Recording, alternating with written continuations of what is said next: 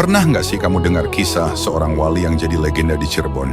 Namanya Sunan Gunung Jati, salah satu dari Wali Songo. Beliau adalah Syarif Hidayatullah, keturunan Rasulullah yang datang ke Nusantara membawa Islam. Awalnya Sunan Gunung Jati adalah seorang pemuda cerdas dari Arab yang haus ilmu. Ia belajar di Mekah, lalu menjelajah ke berbagai negeri, hingga akhirnya tiba di Cirebon. Di sana, beliau nggak cuma menyebarkan agama, tapi juga membangun peradaban. Sunan Gunung Jati terkenal bijaksana hingga dihormati oleh para raja dan rakyat. Dengan pendekatan damai, beliau mengajak masyarakat memeluk Islam menggunakan seni, budaya, dan dialog. Pernikahannya dengan Putri Ong Tien dari Tiongkok juga menjadi simbol persatuan antar budaya. Hingga akhir hayatnya, perjuangan Sunan Gunung Jati membawa pengaruh besar bagi perkembangan Islam di Jawa Barat. Bayangin, seorang pemuda Bengal jadi wali legendaris. Itulah Sunan Kalijaga, yang dulu dikenal sebagai Raden Said. Dia putra seorang adipati di Tuban, tapi hidupnya berubah karena keresahannya melihat rakyat menderita akibat pajak berat. Raden Said memilih jadi Robin Hood, mencuri dari orang kaya untuk membantu yang miskin. Tapi tindakannya dihentikan oleh Sunan Bonang, yang memberikan pelajaran mendalam tentang makna hidup dan keikhlasan. Raden Said akhirnya meninggalkan jalannya yang lama dan menjadi murid Sunan Bonang. Dalam perjalanannya, ia tak hanya belajar agama, tapi juga seni budaya, membuatnya pandai berdakwah dengan cara yang diterima semua kalangan. Ia dikenal membaur dengan masyarakat, menggunakan wayang, seni, dan lagu untuk menyebarkan Islam tanpa paksaan. Itulah kenapa hingga kini Sunan Kalijaga dikenang sebagai simbol toleransi dan pendekatan penuh kasih dalam menyebarkan ajaran baik. Luar biasa kan, jika kalian suka video ini. Pernah dengar tentang Sunan Kudus? Beliau adalah salah satu wali Songo yang punya cara unik dalam menyebarkan Islam di tanah Jawa, khususnya di Kudus. Di abad ke-16, Sunan Kudus membangun Masjid Menara Kudus, yang arsitekturnya mencampurkan unsur Islam dan Hindu-Buddha. Menara masjid ini mirip dengan candi loh.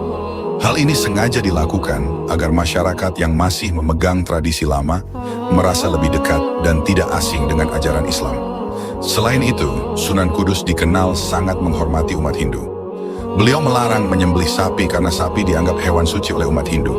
Dan sebagai gantinya, masyarakat menyembelih kerbau. Sikap toleransi inilah yang membuat dakwah Sunan Kudus diterima dengan mudah oleh penduduk setempat. Bayangin, seorang wali yang hidupnya penuh kesederhanaan. Inilah Sunan Muria, atau yang dikenal sebagai Raden Umar Said, putra Sunan Kalijaga.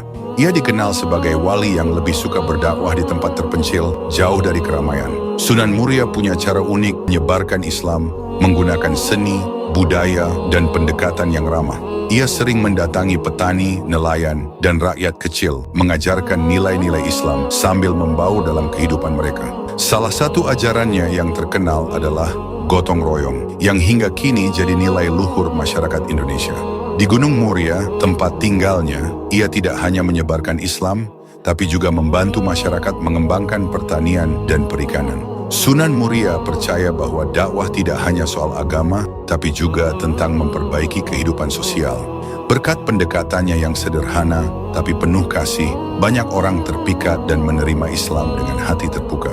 Kisahnya mengajarkan bahwa kebaikan dan kesederhanaan. Pernah dengar nama Sunan Bonang? Beliau adalah salah satu wali Songo yang dikenal kreatif dalam menyebarkan Islam di Indonesia. Lahir di Tuban pada abad ke-15, Sunan Bonang merupakan putra Sunan Ampel.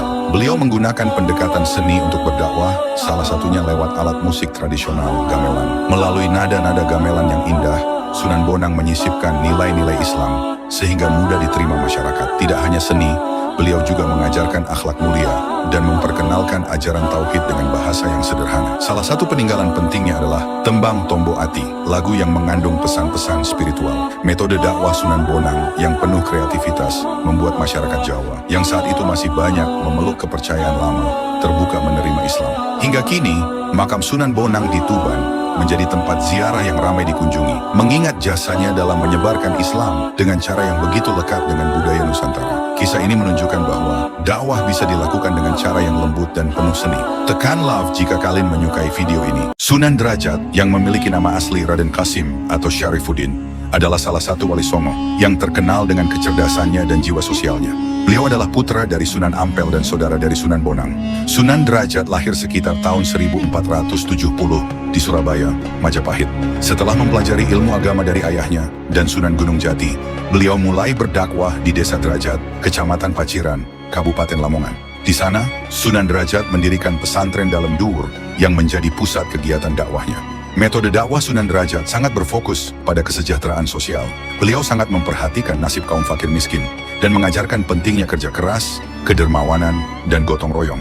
Sunan Derajat juga dikenal pandai menggubah tembang Jawa seperti tembang Macapat Langgang Pangkur yang digunakan untuk menyampaikan ajaran falsafah kehidupan kepada masyarakat. Beliau wafat pada tahun 1533 dan dimakamkan di Desa Derajat, Lamongan. Warisan ajarannya terus dikenang dan dihormati hingga kini.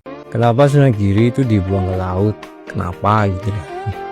Jadi gini guys, kisahnya lah ya. Sebelum Sunan Giri itu lahir, itu ayah Sunan Giri lah ya, itu diusir dari Blambangan karena mengajak mertuanya Prabu Menaksemboyo itu untuk masuk Islam. Mertuanya ini itu adalah raja penguasa Blambangan guys, bapak dari ibunya Sunan Giri yang punya nama Dewi Sekar Dadu. Jadi awal mulanya itu raja mengadakan sayembara lah ya, dikarenakan putrinya si Dewi Sekar Dadu itu sakit yang tak kunjung dapat disembuhkan guys oleh berbagai macam tabib dan paranormal. Makanya diadakannya lah sayembara bahwa barang siapa yang mampu menyembuhkan putrinya Dewi Sekar Dadu, maka dia akan diangkat sebagai menantu raja dan akan mendapatkan hadiah separuh dari kerajaan Blambangan. Nah, singkat cerita, yang berhasil menyembuhkan sakit Dewi Sekar Dadu adalah Maulana Ishak. Menjadi catatan pula lah ya bahwa tujuan utama Maulana Ishak itu semata-mata hanya untuk memasukkan paham Islam. Setelah terjadi semuanya lah ya, pendek cerita, konflik pun mulai dirasa antara mantu dan mertua. Lah di sini guys, Maulana Ishak meminta raja atau mertua untuk memeluk agama Islam, tapi mertua ogah, menolak keras, marah, dan diusirlah tuh mantu. Maulana Ishak pergi dengan meninggalkan Blambangan dan istrinya Dewi Sekar Dadu yang sedang hamil tua. Nah di sini saat ditinggal Maulana Ishak, Blambangan ditimpa bencana kekeringan dan kelaparan. Nah saking bencinya lah ya sang raja terhadap menantunya yang sudah pergi, maka anak yang masih di dalam kandungan pun menjadi sasaran dari bencinya sang raja yang merupakan calon cucunya. Padahal menganggaplah ya bahwa bencana yang ada di negeri Blambangan itu disebabkan bayi yang sedang dikandung putrinya. Jadi entah cewek atau cowok, misal lahir lah ya, raja meminta agar bayi itu dibuang ke laut. Nah lahir atau bayi ya kan dimasukkanlah ke dalam peti lalu dibuang ke laut. Jadi jika Anda sibuk dengan cerita tokoh penting Islam yang ada di luaran sana, yakni seperti Nabi Musa, ya di kita pun ada, yaitu Sunan Giri. Semuanya pun sudah tersusun cantik kisahnya lah ya oleh Sang Maha Kuasa. Nah bayi Sunan Giri pun diselamatkan oleh awak kapal lah ya, bernama Sabar dan Sopir. Lalu bayi itu dibawa ke Gresik dan diangkat anak oleh saudagar wanita bernama Nyi Gede Pinati. Nyi Gede Pinati ini memberi nama pada bayi Sunan Giri ya, itu si Joko Samudro guys. Singkat cerita, saat dewasa Joko Samudro dibawa ke Ampel Denta untuk dipondokkan di pondok pesantren Kyai Rahmat, yaitu Sunan Ampel. Nah di sini guys, Joko Samudro berkawan dekat dengan Sunan Bonang. Saking pleknya lah ya dekatnya, mereka berdua pun berbareng menyebarkan agama Islam selepas dari pesantren Kyai Rahmat. Dan beliau pun terkenal banget. Yang paling terkenal itu adalah strategi dakwahnya itu antara Sunan Giri dan Sunan Bonang. Sunan Giri itu memiliki beberapa nama guys, diantaranya Muhammad Ainul Yakin, Joko Samudro, Raden Paku, Abdul Fakih, dan siapa ya, Prabu Satmata ini loh. Dan jika ditelusuri lah ya silsilah daripada ayah, maka Sunan Giri lah ya ada keturunan Nabi Muhammad Shallallahu Alaihi Wasallam. Demikian lagi sekelumit daripada kisah Sunan Giri, kurang lebihnya wa'alam bishawab. Sunan Ampel yang memiliki nama asli Raden Rahmat atau Ali Rahmatullah adalah salah satu wali Songo yang berperan penting dalam penyebaran agama Islam di Pulau Jawa. Beliau lahir pada tahun 1401 di Champa, Vietnam dan merupakan putra dari Maulana Malik Ibrahim, Sunan Gresik, dan Dewi Chandrawulan, dan menetap di daerah Ampel Denta, Surabaya, yang kemudian menjadi pusat dakwahnya. Beliau mendirikan pesantren pertama di daerah tersebut, yang menjadi pusat pendidikan dan penyebaran Islam. Metode dakwah Sunan Ampel sangat unik dan efektif. Salah satunya adalah ajaran Mohlimo, yang berarti menjauhi 5 perbuatan tercela. Madat atau narkoba, minum atau minuman keras, main atau judi, madon atau zina, dan maling atau mencuri. Sunan Ampel juga dikenal karena perannya dalam mendidik dan membimbing para wali lainnya, termasuk Sunan Bonang dan Sunan Derajat yang merupakan putra-putranya. Beliau memiliki pengaruh besar dalam mengembangkan komunitas muslim di Jawa dan memperkuat hubungan dengan kerajaan Majapahit yang saat itu masih berkuasa. Proses masuknya Islam ke Indonesia tak lepas dari peran Wali Songo. Wali Songo yang paling tua dan termasuk orang Islam pertama yang masuk tanah Jawa bernama Maulana Malik Ibrahim, atau biasa dikenal dengan Sunan Gresik. Ia berasal dari Kashan, Iran. Maulana Malik Ibrahim diperkirakan datang ke Gresik pada tahun 1404 Masehi. Pada saat itu, Sunan Gresik atau Maulana Malik Ibrahim datang untuk memberikan pandangan baru mengenai kasta masyarakat, sesuai ajaran Islam bahwa kedudukan tiap manusia itu sama. Beberapa tahun Syekh Maulana Malik Ibrahim berdakwah di Gresik. Ia tidak hanya membimbing umat Islam untuk mengenal dan mendalami agama Islam, ia bahkan memiliki gagasan meningkatkan kemampuan mengelola pertanian.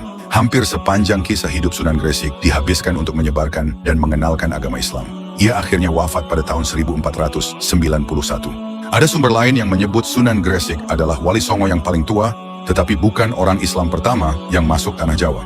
Ketika itu sudah ada beberapa kelompok kecil umat Islam di pesisir utara Pulau Jawa.